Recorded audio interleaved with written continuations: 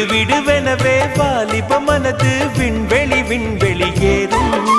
மன்னவா ஒரு கோயில் போய் இந்த மாளிகை எதற்காக? தேவியே என் ஜீவனே இந்த ஆலயம் உனக்காக.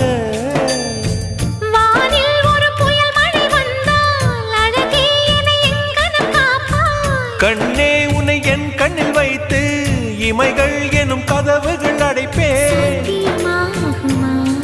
நான் சத்தியம் செய்யவா? தொடு தொடுவெனவே வானவில் என்னை தூரத்தில் அழைக்கின்ற நேரம்.